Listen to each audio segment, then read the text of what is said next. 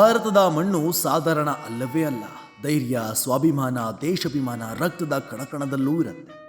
ಬಡಿಯುವ ಹೃದಯ ಜನನಿ ಪುಣ್ಯ ಭೂಮಿ ಎನ್ನುತ್ತಲೇ ಮಿಡಿಯುತ್ತೆ. ಇವರು ಕೇವಲ ಯೋಧನಲ್ಲ, ಸಾಗರದಷ್ಟು ಅಭಿಮಾನವನ್ನ ಹೊತ್ತಿದ್ದ ಅಪ್ಪಟ ದೇಶಪ್ರೇಮಿ. ನಮ್ಮ ಕರ್ನಾಟಕದ ನೀರನ್ನ ಕುಡಿದಿದ್ದ ಸಿಡಿಗುಂಡು, ಕೋಲಾರದ ಗಣಿಯಿಂದ ಬಂದಿದ್ದ ಚಿನ್ನ, ಭಾರತಾಂಬೆಯ ಹೆಮ್ಮೆಯ ಪುತ್ರ ಕರ್ನಲ್ ಅಮರನಾಥ್. ಇವರು ಹುಟ್ಟಿದ್ದು ಕೋಲಾರದ ಸುಗಟೂರಿನಲ್ಲಿ.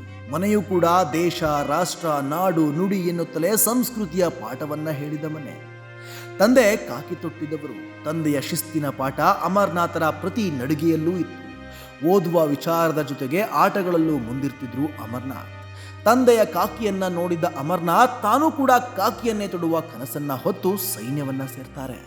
ನಂತರ ತನ್ನ ಶಿಸ್ತು, ಶ್ರದ್ಧೆ, ಕೆಲಸ ಕಾರ್ಯಗಳ ವೈಖರಿಯಿಂದ ಲೆಫ್ಟಿನೆಂಟ್ ಜನರಲ್ ಅವರೆಗೂ ತನ್ನ ಓಟವನ್ನ ನಿಲ್ಲಿಸಲಿಲ್ಲ.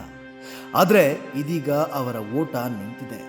ಆ ಮಟ್ಟದ ದೇಶಾಭಿಮಾನಿಯ ಕಳೆದುಕೊಂಡಿದ್ದು ತುಂಬಲಾರದ ನಷ್ಟವೇ ಸರಿ. ತನ್ನ ಸಾವಿನಲ್ಲೂ ಕೂಡ ಮಾದರಿಯಾಗಿಯೇ ಸ್ವರ್ಗಸ್ಥರಾಗಿದ್ದಾರೆ.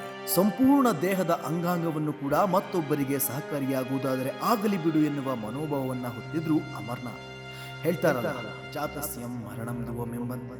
ಸದ್ಯ ಅಮರನಾಥ್ ನಮ್ಮನ್ನ ಬಿಟ್ಟು ಸ್ವರ್ಗಸ್ಥರಾಗಿದ್ದಾರೆ. ಅವರ ಕನಸು ಇನ್ನೂ ಈ ಭೂಮಿಯ ಮೇಲಿದೆ. ಯಾಕಂದ್ರೆ ಆಸ್ಪತ್ರೆಯ ಕಟ್ಟಿಸಿ ಸಾಮಾನ್ಯರಿಗೆ ಉಚಿತ ಸೇವೆ ಕೊಡುವ ಕನಸನ್ನ ಹೊತ್ತಿದ್ರಂತೆ.